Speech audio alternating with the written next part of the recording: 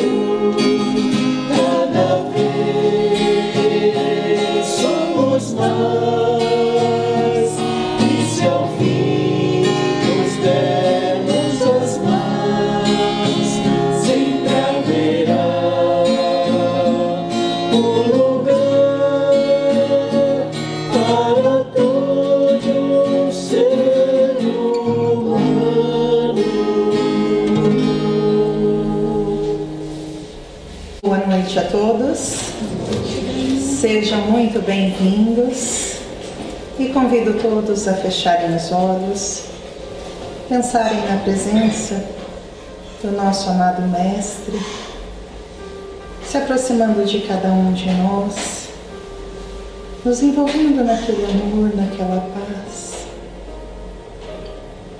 Como Públio descreve no livro Há 2000 anos, onde aquela presença traz luz, uma paz, um semblante sereno, tranquilo, que fala com o coração, que não usa a boca para falar. Senhor, diante de vós estamos, suplicando que nos ajude a desenvolver a paciência, o amor ao próximo e a cooperação. Nos ensina, Senhor, a termos mais fé, a amar todos os nossos irmãos, respeitando a limitação de cada um. Abençoa, Senhor, o nosso país, todos os nossos governantes, que possam relembrar dos compromissos assumidos na pátria espiritual e colocar em prática, aonde o bem, o amor, a segurança, a paz esteja sempre presente. Envolva, Senhor, também com muito amor esta casa todos os trabalhadores e todos que aqui estão, que deixaram seus lares, mesmo nesta noite gelada, para buscar alívio, consolo e resignação. Abençoa, Senhor, também todos os trabalhadores do Lar Infantil Marília Barbosa, que todos eles possam exercer a sua profissão com carinho, dedicação, serenidade. Abençoa também todas as crianças, que todas as chegarem nesta escola possam encontrar muito carinho, muito amor. Envolva também, Senhor, o palestrante desta noite, para que ele possa ser claro, objetivo, e que nós possamos sair daqui, mais uma vez, compreendendo o seu Evangelho e dispostos a colocar o seu Evangelho em prática. Que assim seja. Nesta noite, nós temos o Marcelo Dias. Ele é trabalhador do Centro Espírita Meimei, em Londrina, e também... esqueci. Conselheiro da FEP. Com a palavra, Marcelo. Boa noite a todos. Que a paz de Deus seja conosco, hoje e sempre. Estamos com um pouco de frio, né? Mas com o coração aquecido, a música já nos aqueceu um pouco. Cumprimento os trabalhadores da casa, agradeço o convite para estar aqui hoje. Hoje eu queria trazer um tema que é muito importante para todos nós espíritas, que é uma das pedras de toque da obra do Codificador, que é uma reflexão sobre as leis morais. Nós colocamos leis morais de despertar para a felicidade. Quando o nosso codificador Allan Kardec, este que está aqui, né, com esse semblante grave, né, sempre, né, sério, e eu imagino que ele tenha sido assim mesmo.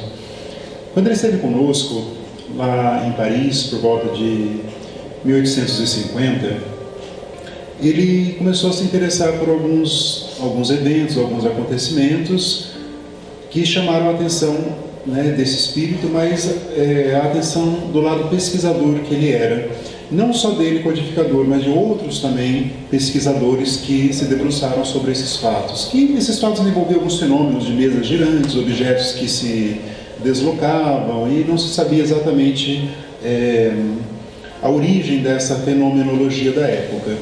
Então o codificador ele se debruçou sobre esses fenômenos e acabou então extraindo o que nós temos hoje como sendo a doutrina espírita. Mas qual foi o grande diferencial dele em relação aos outros pesquisadores, né? Porque nós, quando falamos de espiritismo, nós geralmente fechamos ali na figura do codificador, mas houve outros também pesquisadores tão estudiosos, tão entregues quanto o próprio codificador Allan Kardec. Mas qual a grande diferença entre ele e esses outros investigadores desses fenômenos, né, principalmente na Europa do século XIX? Foi que o codificador Allan Kardec ele conseguiu enxergar nesses fenômenos a existência de uma doutrina, de um conjunto de conhecimentos. A maioria desses outros pesquisadores ficou ali paralisada na fenomenologia. Existe espírito, existe, eles que são responsáveis por deslocar esses objetos, mas não havia ali uma preocupação com a motivação desses espíritos em virem do plano espiritual para se comunicar conosco. Então, ele ter encontrado isso que foi o grande diferencial da obra do codificador.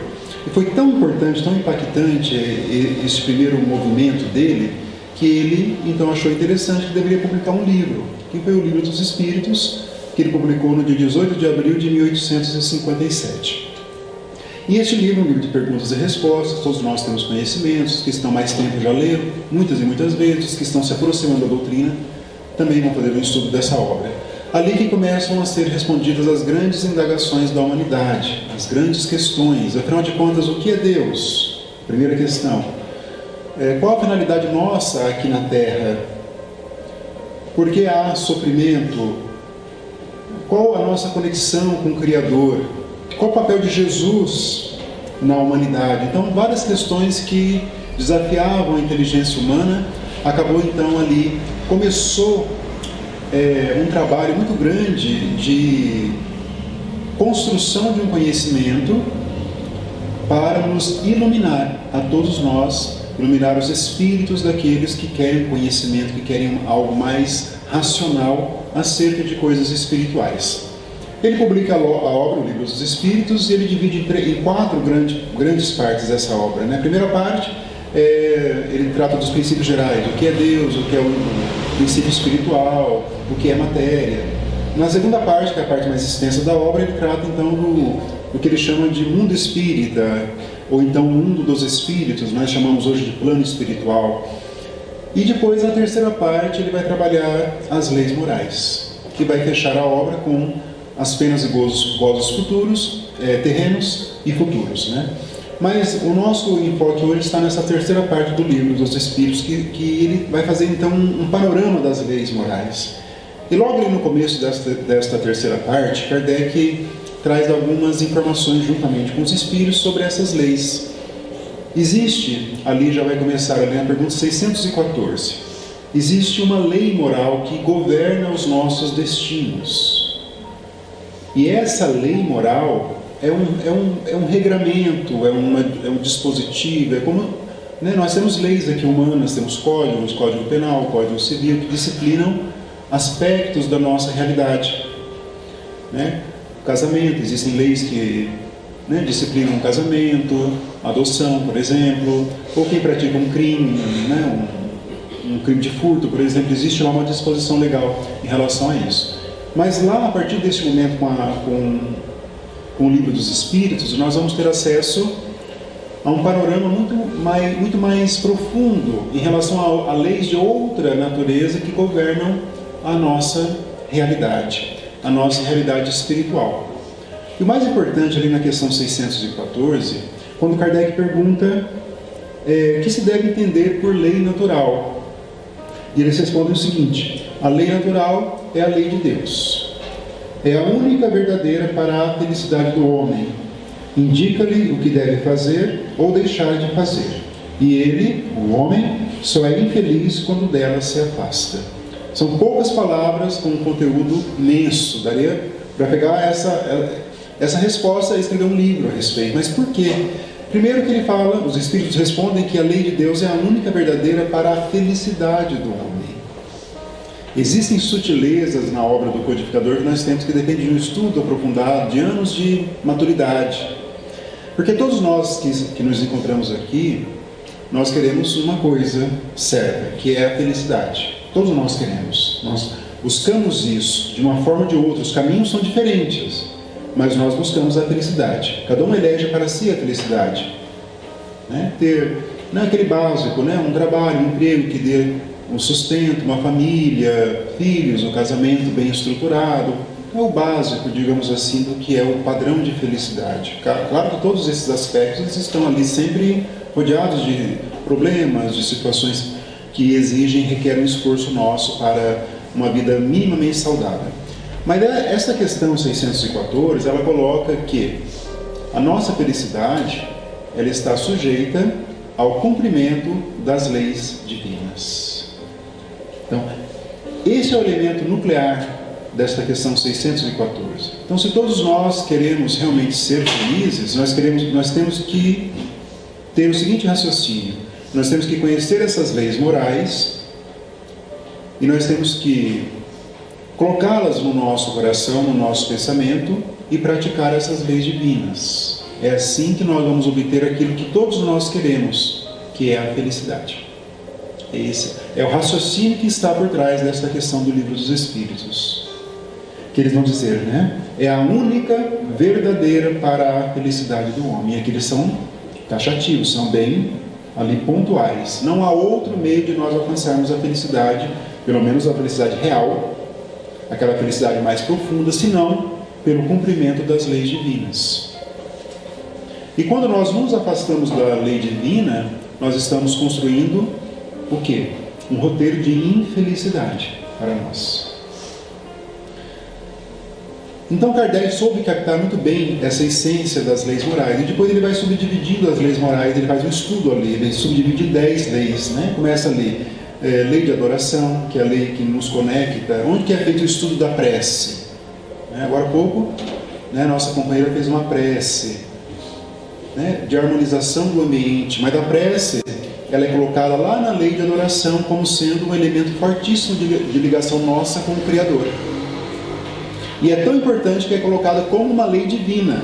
Não é algo só para a pacificação ou só para nós pedirmos algo para o Criador ou para agradecermos. Não, é mais profundo que isso. É uma conexão profunda com Deus. É assim que é colocada a prece.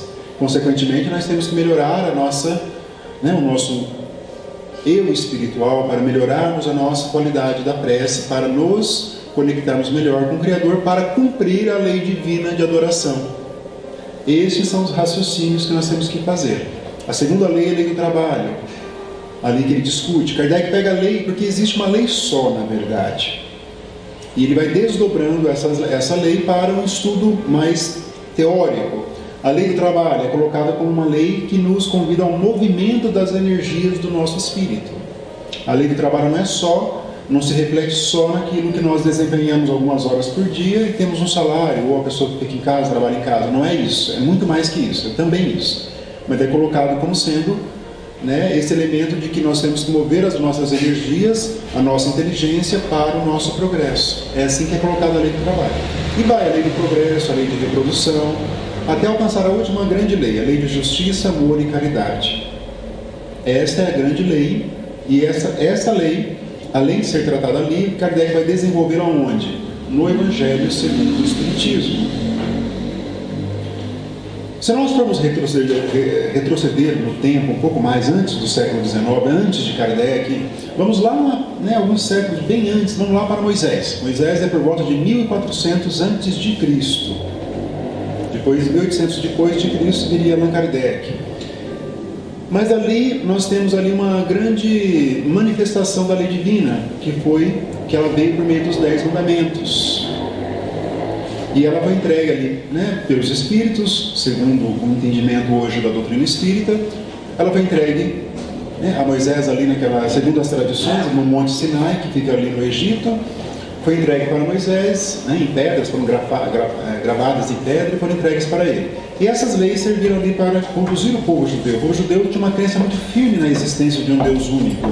E esses 10 mandamentos, então, se prestaram a conduzir ali durante 1400 anos esse povo.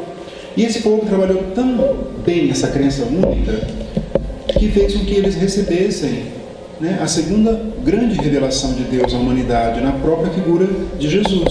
Jesus veio e encarnou entre nós um espírito puro e trouxe o seu Evangelho. Mas dentro dessa perspectiva, o Evangelho de Jesus nada mais é do que a lei divina. E Kardec vai dizer isso, é o código divino. Então tudo que Jesus ensinava, ele falava, ele fazia, ele agia dentro de leis para nos ensinar sobre o funcionamento dessas leis divinas. Então ele tinha essa paciência. Imagina vocês, um espírito puro, Jesus ele já tinha percorrido toda aquela escala espírita que está no item 100 do Livro dos Espíritos. É um espírito muito antigo, consequentemente atingiu o ápice da perfeição. Imagine vocês, todos nós aqui, o raciocínio, para ele encarnar no meio de um povo ainda muito incipiente na inteligência, um povo ainda muito simplório nas suas condições de vida, nas suas condições intelectuais. Mesmo assim, esse povo foi escolhido, o povo judeu, porque eles tinham uma crença em um Deus único. Uma crença muito bem trabalhada. Os gregos, por exemplo, tinham um conhecimento amplo, os grandes filósofos da humanidade, Sócrates, Platão, Aristóteles, mas todos eram politeístas, não tinham uma crença em um Deus único. Mas o povo judeu soube perseverar então nessa crença. Então Jesus veio e trouxe o Evangelho como sendo um código divino para todos nós. E ele ensinou o amor ao próximo como sendo o pilar da lei divina, o amor a Deus sobre todas as coisas, confirmando o que os Espíritos tinham dito para Moisés, o amor a si mesmo, o perdão incondicional das ofensas. Ele ensinou a paciência, a resignação perante os tormentos, os problemas da vida, a coragem para enfrentar os desafios da vida. Tudo isso como sendo um convite para o conhecimento da lei de Deus. Mas Jesus mesmo disse que aquele conhecimento que ele estava entregando ali para o povo, embora ele nasceu no povo, no judaísmo, ele difundiu a sua doutrina, né, divina dentro do judaísmo, mas Jesus se comunicou com toda a humanidade. O povo judeu foi escolhido porque eles tinham uma crença única no Deus bem trabalhada, mas Jesus se comunicou, né, a toda a humanidade. Se nós estamos aqui hoje falando de Jesus, imagine vocês quantas gerações de pessoas, de discípulos, que guardaram, né, esses ensinamentos. Mas Jesus disse que os ensinamentos que ele havia ali ensinado, quando ele esteve conosco, né, 2000 anos mais ou menos, eles, uma parte pelo menos seria esquecida, ou então não seria muito bem compreendida, razão pela qual ele enviaria um outro Consolador, que teria uma dupla função, segundo Jesus: relembrar o que ele, Jesus, havia ensinado e ensinar coisas novas. E este Consolador aparece então 1800 anos depois na figura da doutrina espírita, que vem então satisfazer exatamente este mandamento, este ensinamento de Jesus, para nos ensinar aquilo que Jesus veio nos ensinar, que é o quê? É a lei divina. Quando Jesus anunciou que amar a Deus sobre todas as coisas e ao próximo como a si mesmo, está ali, né? Ali ele falou, ali resumem todos os profetas e todo o conhecimento. Ele quis dizer que ali está um núcleo da lei divina. Só que essa lei, ela tem que ser desenvolvida, ela tem que ser amadurecida, porque por mais que nós já tenhamos conhecimento a ela há quase 2000 anos, mas eu tenho certeza que todos vocês que aqui nos encontramos, todos nós ainda temos dificuldade de praticar essa lei de amor incondicional. É muito comum nós julgarmos o próximo, ainda que mentalmente. É comum ainda nós perdermos a paciência. É comum ainda nós termos conversações infelizes, ainda falarmos mal de outras pessoas. Isso é muito comum ainda. Nós temos que ter alguns freios. E esses freios vêm do conhecimento da lei divina dentro de nós. Esses freios, eles virão da nossa disposição para conhecer essas leis. Os Espíritos vão dizer ali para Allan Kardec no Livro dos Espíritos que quais são as pessoas, mais ou menos isso que Kardec pergunta com as minhas palavras, que terão acesso à lei divina. Eles respondem que são aquelas que se esforçam na prática do bem e as pessoas que se dispõem a estudar as leis divinas. São essas que terão melhor condições de praticar essas leis. Então isso requer um esforço de todos nós. É muito comum a pessoa vir à doutrina, vir a um centro espírita, atrás de respostas instantâneas, automáticas, para problemas graves da vida. Mas, na verdade, todos os problemas, por mais graves que eles sejam, eles requerem um empenho da pessoa que passa, do sofredor que passa por isso. Porque tudo que é entregue por Deus para nós, seus filhos, depende do esforço nosso, de construir isso dentro de nós, de compreender toda essa grandeza do Criador dentro de nós. Quando Kardec pergunta na questão 621, onde está escrita a lei divina? Moisés recebeu lá um resumo dessas leis nos 10 mandamentos, numa chamada mediunidade direta. Os próprios Espíritos usaram dos fluidos que ele emitia como médium, ele e Moisés, e grafaram ali. Daí Jesus veio e trouxe a sua lei de forma oral. Jesus não escreveu nada, como nós sabemos. Jesus, ele transmitiu oralmente, transmitiu por meio das suas ações, por meio dos seus exemplos. Jesus, ele viveu tudo aquilo que ele ensinava. A grandeza dos ensinamentos de Jesus, ela repousa na sua exemplificação para nós. Toda a vida de Jesus, ela é um exemplo de como nós devemos fazer. Se ele está falando com uma mulher de vida desregrada, é o exemplo que ele deu, que nós temos que ter. Se ele perdoa aqueles que o crucificaram, é o exemplo do perdão. Se ele tem paciência de ensinar várias e várias vezes, ele repetiu os ensinamentos várias e várias vezes. O amar a Deus sobre todas as coisas, ele é mencionado em vários momentos. Então foi oral, uma transmissão oral. Mas aí vieram os evangelhos, logo depois da crucificação. O primeiro deles é Mateus, segundo segundo Emmanuel, no livro Paulo e Estevão, que é chamado, né, Evangelho de Levi, foi escrito logo depois. Aí esses evangelhos, né, João, Marcos, Lucas e Mateus, ali estão né, um pouco dos ensinamentos de Jesus. E depois veio o Espiritismo também nesse desdobramento. Mas aonde que a lei verdadeiramente está gravada? Essa é a questão que Kardec faz. E eles respondem: na consciência. Na nossa consciência que essas leis estão gravadas. Então é um trabalho que nós temos que fazer ali de auto-investigação, de autoconhecimento dessas leis dentro de nós. E esse é um trabalho inadiável. Ninguém fará para nós. Ninguém fará para outra pessoa. Por mais que uma mãe, um pai ame o filho, que é todo bem, ele não vai conseguir, né, introduzir as leis na cabeça dessa criança ou desse jovem. Ele pode, claro, ensinar, é o dever dos pais, é uma missão, né, ensinar, exemplificar. Mas cada um tem ali o seu livre-arbítrio para investigar essas leis dentro de si mesmo, né, com o conhecimento que nós temos hoje, e colocá-las em práticas. Né? Porque daí advém o que? A nossa felicidade. Esse é o raciocínio que sai ali de toda a codificação. E Kardec vai fazendo umas perguntas interessantes na sequência. Mas se está na consciência a lei divina, qual a razão de os Espíritos tê-la revelado? Ele pergunta, qual é a razão do Espiritismo então? Mais ou menos isso. Para que serve o Espiritismo se as leis divinas estão na consciência? Daí eles respondem, né, que nós esquecemos essas leis e algumas foram desvirtuadas, mais ou menos assim. Então, o Espiritismo, o papel de Jesus veio também. Porque antes de Jesus, antes de Moisés e outros povos, porque nós estamos fechando um recorte nas tradições cristãs aqui, da impressão, né, temos que abrir um parêntese, que a lei divina só veio para quem é cristão. Não é isso, isso está também no livro dos Espíritos, né? Deus, ele encaminha os seus missionários em todos os povos, em todos os continentes. E alguns livros são antiquíssimos e guardam ali mesmo os ensinamentos ainda de forma não sistematizada, mas os mesmos ensinamentos do Cristo. A grandeza dos ensinamentos do Cristo é um código. Isso vai estar presente em vários povos ainda, sob outra denominação, outros nomes. Mas dentro da nossa tradição cristã aqui, né, Moisés, Jesus e agora o Espiritismo.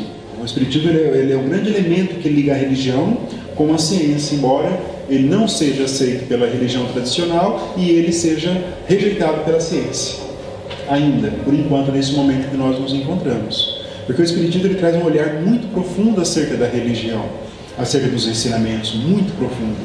Porque a religião, para a maioria das pessoas, ela se resume a vestimentas diferentes, a alguns ritos,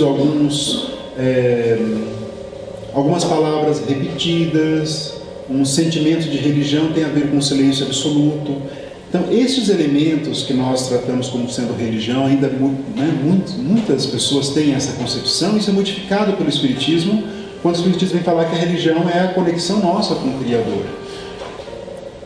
Fala-se muito, né? Espiritismo é ciência, filosofia e religião, e realmente é, cada um com seu ângulo. A ciência, ele surge como ciência quando ele vem investigando, por exemplo, o perispírito, ou o que é mediunidade, ou os efeitos de um médium de efeitos físicos, de efeitos inteligentes. Ali é o lado científico do Espiritismo.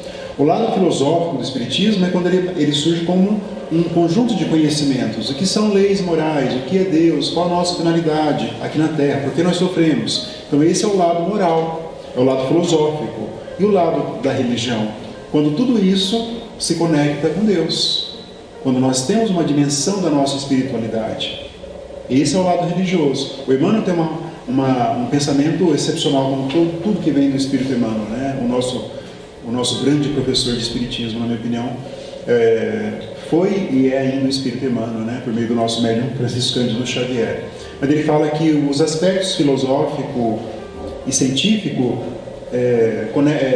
prendem o Espiritismo à Terra, e o lado religioso o prendem a Deus. Ele coloca assim, né? essa tríade, né, do Espiritismo. Então o Espiritismo veio demonstrar uma nova concepção de religião, para que nós possamos construir o quê? Dentro de nós? Religiosidade. Em reflexo às leis divinas para a conquista da nossa felicidade. No último parágrafo do prefácio da obra Nosso Lar, do Espírito André Luiz, o Espírito Emmanuel, que faz o prefácio, e faz de todas as obras, né, do Espírito André Luiz, é o Emmanuel que faz. E ele coloca uma frase interessante, né? Ele coloca assim, que nós precisamos sim de espiritismo, mas muito mais de espiritualidade. É assim que ele termina o prefácio. Querendo dizer que o espiritismo é um caminho para a espiritualidade. E a espiritualidade é aquilo que nós fazemos dentro de nós, das nossas vivências, dos nossos pensamentos, a partir do conhecimento espírita. Esse é o despertar, né, para a nossa felicidade. Esse é o despertar da nossa verdadeira conexão com o alto, conexão com Deus. E tudo isso passa, né, por essa compreensão da lei divina, por essa compreensão daquilo que os Espíritos escreveram por meio dos médiuns, que Kardec codificou. O trabalho de Allan Kardec foi um trabalho muito grandioso, um trabalho de muita entrega em todos os sentidos. Imagine vocês, ele tendo acesso a milhares, como ele disse, de mensagens vindas de vários lugares, vários médiuns diferentes, e ele tendo de fazer uma pesquisa dessas mensagens e colocando o que elas tinham de semelhança, o que elas não tinham, para poder codificar o que nós temos hoje. E os anos vão se passando e, né, tudo que ele escreveu ainda continua intacto, porque ali realmente representa uma verdade muito grande, assim como o Evangelho de Jesus. Os séculos se passaram. Quando nós falamos de Espiritismo, o Espiritismo é o próprio Evangelho de Jesus, agora com uma roupagem, né, um pouco mais contemporânea. O Espiritismo é o próprio Evangelho, né, o Evangelho redivivo, o Evangelho renovado, porque ele veio resgatar o Espiritismo, a pureza dos ensinamentos do Cristo, a pureza daqueles ensinamentos que os primeiros cristãos, os primeiros mártires souberam muito bem captar, mas com o tempo isso acabou se perdendo um pouco para a parte da humanidade. Houve uma deturpação de alguns princípios cristãos. Então, um dos papéis do Espiritismo é resgatar essa pureza dos ensinamentos, essa pureza da religiosidade mais simples, mais singela, que acaba, né, confirmando a grandiosidade dos ensinamentos de Jesus, né, confirmados pelo Espiritismo. Os grandes mártires, os primeiros ali, né, Paulo Estevam, essa obra do Emmanuel é uma obra extraordinária em vários aspectos, né, são várias camadas de profundidade, mas uma delas que eu chamo a atenção hoje fala da entrega desses primeiros cristãos às ideias que eles cultivavam. Então, por esse ângulo, eu fico imaginando, quando eu leio, eu fico até meio... Aí Pedro fala, mas ele já veio, o Messias já veio. Na época não tinha meios de comunicação hoje, né, como temos, né, hoje tudo muito rápido. Mas veio, como? Veio. Explicou, ele veio, ele foi crucificado, ele, né, resumiu e entregou para ele, né, Pedro entregou para Gesiel os manuscritos que nós conhecemos hoje como o Evangelho de Mateus. Na época era Mateus, né, um dos apóstolos, escreveu. Talvez era o único que sabia ler e escrever na época, e escreveu as anotações ali. Anotações, né? Hoje nós temos lá o Evangelho, nós achamos que aquilo lá já veio pronto, né? Anotações, assim. E eu acho assim que veio o fato extraordinário.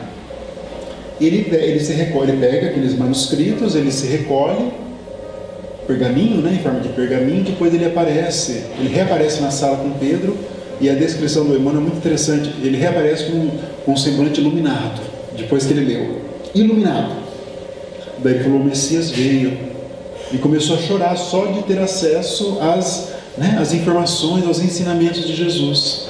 E ali ele começa a ser ali um grande pregador das ideias, foi tão grande que ele acabou despertando a ira do Sinédrio, que era aquele tribunal que tinha o controle da religião, e despertou a ira de um dos membros do Sinédrio, chamado Saulo de Tarso.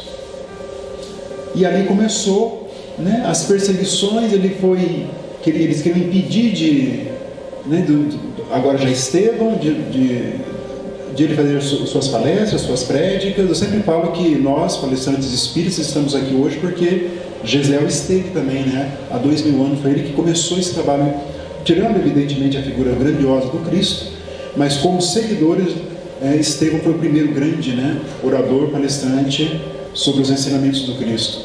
E Saulo de Tarso não suportou isso, né? Ele colocava Jesus à frente de Moisés, havia uma discussão doutrinária, mas quem era maior, era Jesus ou era Moisés? Moisés era Jesus e Jezeel não. Moisés era a porta, Jesus é a chave que abre. Moisés é o nosso maior profeta, Jesus é o Filho de Deus. E Saulo não tolerava essa interpretação, ameaçava. E Jezeel era um homem, embora ele fosse muito jovem, ali já estaria, nessa altura do livro, com menos de 30 anos, 28, 27 anos. E Saulo ameaçava: se você não interromper esse tipo de profanação, o Sinédrio pode prender você. E ele respondia assim: mas o Sinédrio tem poder sobre o meu corpo físico, mas não tem poder sobre o que eu penso. Ele tinha resposta para tudo. E ele era destemido. E ali começaram as perseguições, e acabou que ele foi preso, ele foi julgado e foi condenado à morte por lapidação, que é o apedrejamento. E foi apedrejado e foi morto, né, dessa forma. Isso está nos Atos dos Apóstolos, né? O Emmanuel só desdobra essa história aí para nós. Mas daí veio Saulo, depois, né, sabemos da história, ele começou a perseguir, ninguém poderia mais falar do Cristo, ninguém poderia fazer referência a isso. Estevão foi morto, os cristãos começaram a ficar com medo, outros foram também crucificados, até que ele estava indo, né, para Damasco, apareceu Jesus naquela história que todos nós conhecemos, e Jesus perguntou: Saulo, Saulo, por que me persegues? Aí tudo mudou, né? Houve uma mudança, um início, na verdade, né, de mudança. Ele foi para o deserto, e toda a história dele volta como Paulo. Ele muda o nome dele de Saulo para Paulo e começa a pregar, então, de uma maneira, né, que marcaria para sempre a história do cristianismo. Mas enquanto que Estevão, com uma simples leitura, já teve uma transformação moral cristã profunda, Paulo, diferentemente, teve que ter um trajeto, um percurso de sofrimento. Esse é um dos grandes pontos que eu destaco, né, nessa obra Paulo e Estevão. Cada um, quer dizer o seguinte, cada um tem um impacto no seu íntimo de acordo com o seu conhecimento, a sua entrega a essas leis, a essas leis divinas que foram, né, estão sendo ensinadas desde sempre para todos nós. Na questão 625, talvez a resposta mais curta que tem na obra de Allan Kardec, quando Kardec pergunta qual é o tipo, né, o modelo que Deus tem entregue para todos nós aqui, e eles respondem: Jesus, só. Aí Kardec pergunta na sequência: mas só por Jesus que vieram as leis divinas? Daí eles respondem: não. Houve outros missionários, né, antes e depois também de Jesus, para nos ensinar também a lei divina, mas Jesus representa sem dúvida esse espírito, né, portentoso, esse espírito nobre, espírito puro que veio nos trazer. E nessa sequência de perguntas ali, no Livro dos Espíritos, existe uma mudança muito grande, muito profunda. Jesus não é colocado só como sendo o Filho de Deus, que nós temos que adorá-lo, como ele é visto por muitas religiões cristãs. Jesus é colocado como sendo um modelo comportamental, inclusive tem a palavra modelo, e guia, né, dos nossos destinos. Mas Jesus é colocado como modelo, no seguinte sentido, que aquilo que ele fez, que ele ensinou quando ele esteve conosco, nós temos que fazer igual, é nesse sentido, né? Não haverá uma mudança para nós, não haverá uma evolução espiritual como nós queremos, porque todos nós que travamos contato com o Espiritismo, nós queremos uma mudança moral, uma mudança para melhor. Se nós não quisermos, porque nós não atingimos ainda, né, a verdadeira finalidade da doutrina espírita, que é a transformação moral, como diz Kardec no Evangelho segundo o Espiritismo. Quem é o verdadeiro espírita? É aquele que está no processo de transformação, de deixar hábitos infelizes, de deixar, né, violações às leis divinas, para que esse novo comportamento dê lugar a um homem novo, né, mais espiritualizado. E Jesus é colocado como modelo para todos nós. Há uma quebra muito grande de paradigma. Para muitas religiões cristãs, basta você acreditar, você crer. Quando eu falo que eu sou espírita, para algumas pessoas que têm outras crenças, embora sejam cristãs, a primeira pergunta: mas você acredita em Jesus como seu Salvador? Geralmente é assim. Vocês aceitam Jesus? Alguns ficam horrorizados quando, né, ficam sabendo que nós sim estudamos Jesus, mas não é da maneira, né, como eles tratam, né, de aceitar, de ter Jesus como Salvador. Não é nesse sentido. Jesus sim é o Espírito puro, Jesus sim é o governador da terra. Os Espíritos também nos disseram isso. Mas o mais importante é que ele veio trazer o conhecimento prático para a nossa felicidade, para a construção da nossa felicidade. E é isso que é a essência das leis divinas, né? Que elas estão dentro de nós, que nós temos que investigá-las, que nós temos que conhecê-las, e depois desse processo de investigação, de conhecimento, qual que vem a última fase, que realmente vai dizer ali se nós estamos preparados para outros momentos da nossa evolução. É a prática, né? E a introjeção dentro de nós desses princípios evangélicos, desses princípios espíritas, de uma vez por todas. É isso que vai dizer do nosso progresso no plano espiritual. É a compreensão dessas leis, o que nós fizemos com ela dentro, né, daquilo que nos foi possível. Quando nós retornarmos ao plano espiritual, nós sim teremos um momento de fazer uma avaliação da nossa existência. André Luiz faz essa avaliação em vários momentos da obra Nosso Lar. Todos nós conhecemos aquele médico que foi para a região que ele chama de umbral, foi resgatado, depois ele foi para a colônia Nosso Lar, e lá ele começou um processo de conhecer toda a nova realidade. Mas tem um momento que ele se sente com o ministro Clarencio, que ele quer trabalhar ali na colônia, porque já passou, já se restabeleceu. E o ministro começa a fazer alguns questionamentos ou algumas constatações, na verdade. Você foi um bom marido, você foi um bom esposo, mas nunca procurou conhecer o sofrimento fora do seu núcleo familiar. Nunca estendeu o seu amor para pessoas além do seu núcleo familiar. O seu diploma de medicina é aqui para nós uma simples ficha de trabalho nas escolas do Senhor. Fala para ele. Nada mais que isso. E ele fica assim, escandalizado com essas informações do ministro.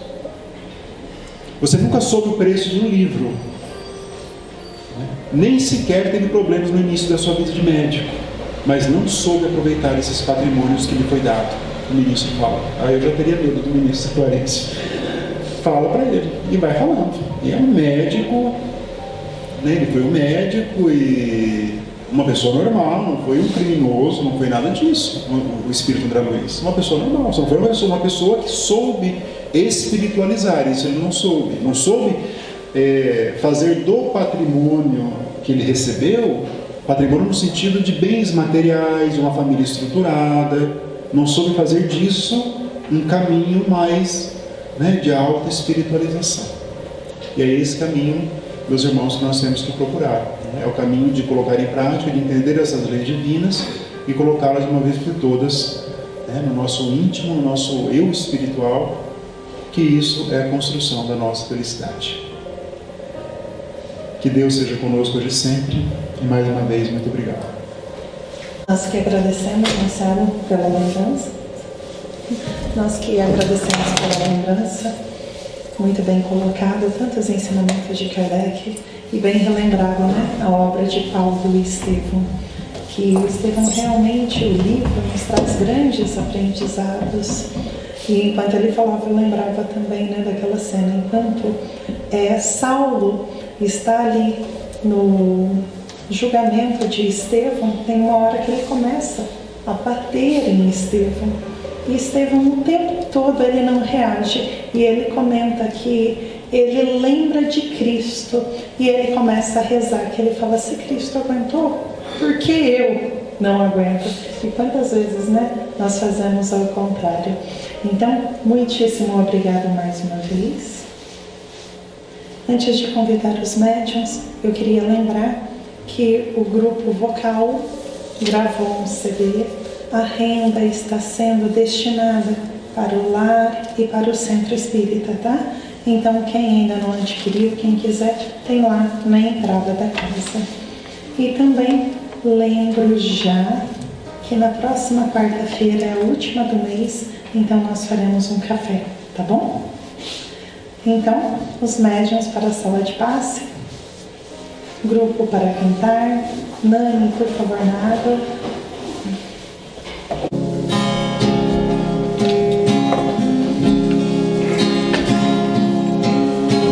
Seja como uma raiz, firme o ideal, siga teu destino. Ame a quem puder amar, dê a mão a quem clamar, tire a pedra de você e deixe o sol nascer. Pare e faça uma canção, abra o coração, Ele ajudará. Veja como é linda a flor, sinta o cheiro do amor, seja irmão do teu irmão. Cristo é nosso pão. Ser fundo do mais fundo ser, o desejo do mais velho ser, ter a paz que finge ter, o mais puro e inocente ser. Ser alguém que pinte o sol, ter a cor de as manhãs, ver o artista que criou e amar como ele amou. Ser fundo do mais fundo ser, o desejo do mais velho ser, ter a paz que finge ter, o mais puro e inocente ser. Ser alguém que pinte o sol e a cor de as manhãs, ver o artista que criou e amar como ele amou, e amar como ele amou.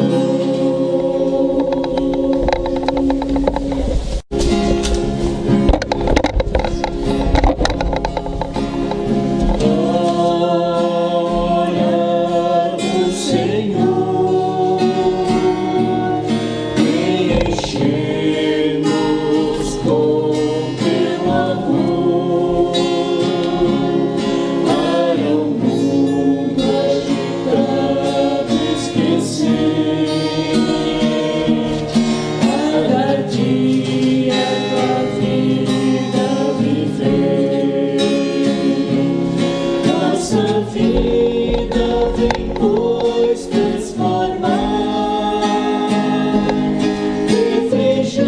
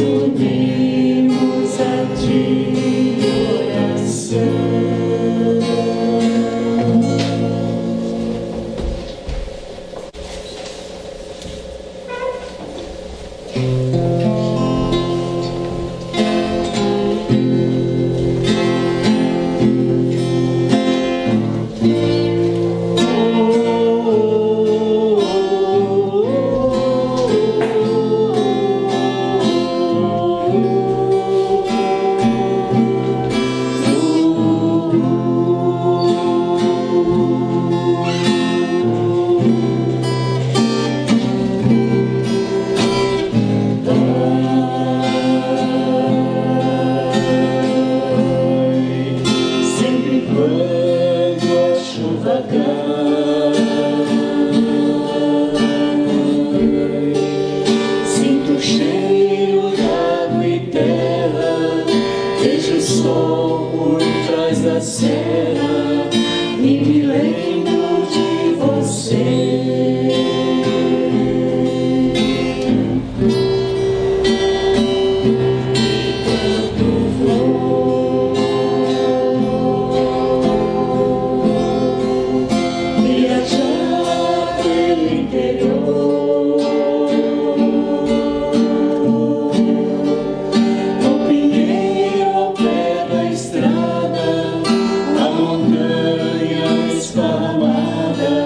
Só me lembram de você.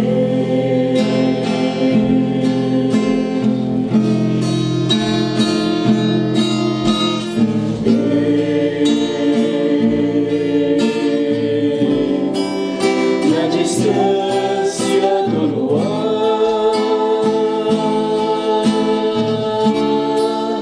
nessas noites estreladas, nas manhãs iluminadas, eu não posso te esquecer.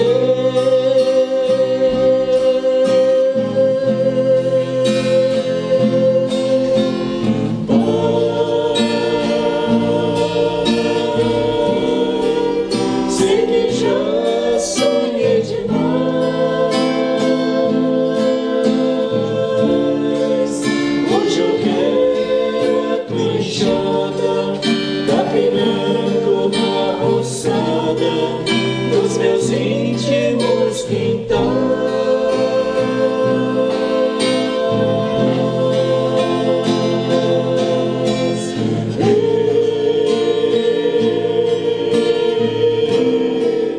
Quando a roça florescer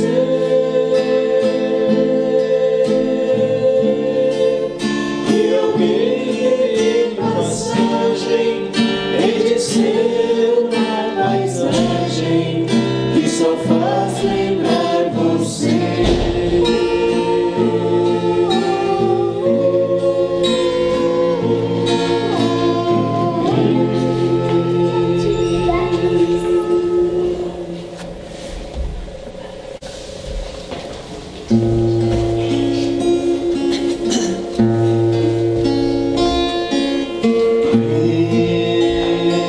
Em Jesus, divino amigo, vem trazer a tua paz. Só tu és o nosso abrigo, que venturas mil nos traz.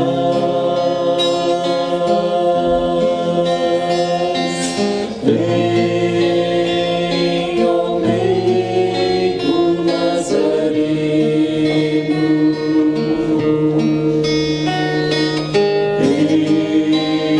este mundo consolar.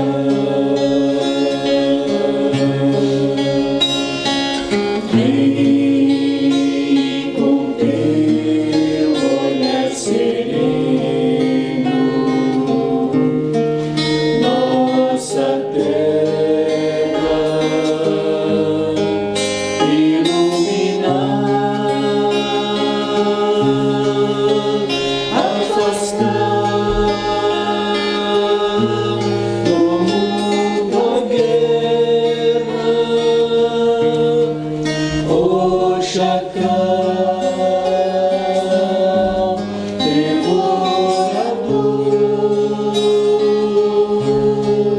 que destrói tudo na terra, espalhando luto e dor, a gemir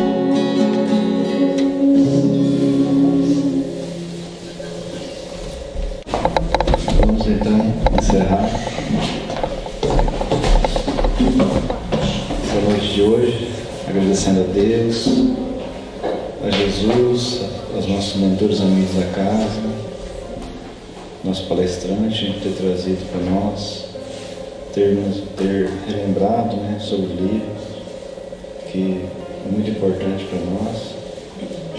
Que essas lições, né, possam se gravar em nossas mentes, nossas almas, possamos cada dia compreender melhor os ensinos de Jesus, ser Senhor a cada dia,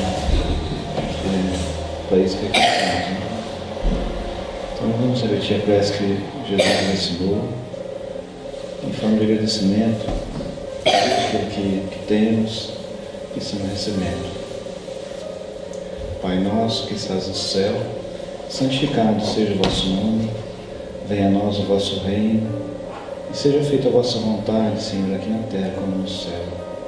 O pão nosso de cada dia nos dai hoje, perdoa as nossas ofensas, na medida que perdoamos nossos ofensores. E não nos deixa, Pai, cair-nos em erros, nas tentações, e livra-nos, Senhor, de todo mal, hoje e sempre, Senhor, que assim seja.